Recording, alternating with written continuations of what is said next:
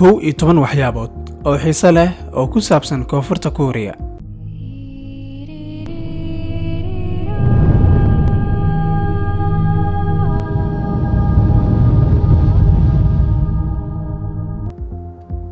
Waxaan u wada safreynaa inagoo wada jira maanta muuqaalkeenan dalka South Korea. Shaahaaga soo qaado oo isoo raac si aan kaaga sheego dalkaas 11 caadood oo aad la yaabi doontid. Like-ta dhac ku sii muuqaalkan si asxaab badan oo kaleeto ay kugula arkaan. Aan ku bilowno. Caruurta ku dhasha Kuuriyada Koonfureed waxaa loo tixgeliyaa 1 sano jir. Isla markaa ay dhashaan waxay laba jirsadaan sanad guurada dhalashadooda ee sanadka cusub. Waqlayaasha caruurta cusub ee ku dhasha dalka South Korea waxaa loo bixiyaa 100 maalmood kadib dhalashadooda. Koonfurta Kuuriya waxaa loo tixgeliyaa inay tahay hogaamiyaha adduunka ee dhanka isku xirnaanta internetka. Qiyaastii 92% dadka dalkaasi ku nool ayaa ah kuwa isticmaala internetka. Waxayna ku faanaan inay haystaan qadka internet ee ugu xawaaraha dheer ee dunida. Taekwondo waa isboortiga qaranka ee Kuuriyada Koonfureed waxaana la rumaysan yahay in la iqtiraacay qiyaastii 2000 sano ka hor. Lotte World waa xarun madadaalo oo weyn oo ku taala magaalada Seoul. Waxay hoy u tahay mid ka mid ah jardiinooyinka ugu waaweyn ee lagu ciyaaro gudaha adduunka. Sidoo kale waxay leedahay baakino madadaalo oo banaanka ku yaala. Waxaa laga helaa jasiirado macmal ah oo ku xiran yihiin monorail. Suuqyada laga dukaamaysto ayaa ku yaala madaxafyo cajiib ah iyo waxyaabo kaleeto.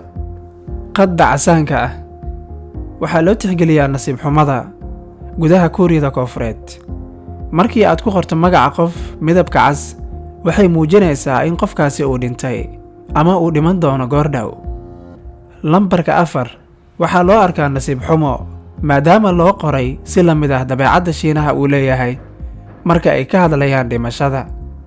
Lambarkan waxaa badanaa lagu bedelaa xarafka F sida marka aad isticmaalayso wiishka. 4 booskeeda waxaa yaala xarafka F gudaha South Korea. Si fiican wax ma u cuntay waa salaanta guud ee Kuuriyada Koonfureed ay leedahay. Si la mid ah sidaan u leenahay ama aan u adeegsano xaaladda ka waran. Macallinnimadu waa shaqooyinka ugu magaca weyn iyo mushaarka badan waddanka. Celcelis ahaan macallimiintu waxay sameeyaan lacag gaaraysa cadadkeeda 2500 bishiiba. Sidoo kale waxaad xisaabta ku darsataa macallimiinta iskuulaadka gaarka loo leeyahay iyo jaamacadaha kuwaasoo wax intaa ka badan uu soo galo. Ardayda ku nool Kuuriyada Koonfureed waxaa laga rabaa inay galaan imtixaan gelitaan jaamacadeed oo loo yaqaan Sunyang. Subaxa imtixaanka waxaa dhacda arrin cajiib ah. Asxaabta iyo qoysaska ardaydaasi leeyihiin ayaa iskugu soo baxo iskuulada sare banaankooda si ay u siiyaan ardayda imtixaanka galaysa nacnac iyagoo u rajaynaya nasiib wacan. Waxaa sharci ka ah Kuuriyada Koonfureed in bangiyada internetka iyo dukaamaysiga lagu sameeyo adeega Internet Explorer oo kaliya. Shaybaarka adduunka ay ugu horeeyay Cheongseongdae Observatory wuxuu ku yaalaa Kuuriyada Koonfureed. Waxaa la dhisay bartamihii 600maadkii. Intaas ayaan ku soo gabagabeynaynaa barnaamijkeena maanta aan uga hadlaynay Kuuriyada Koonfureed. Haddii uu ku xiiso geliyay mar kale like-ta ha naga hilmaamin, subscribe-ka inagu caawi, share gareey muuqaalkan. وبالله توفيق.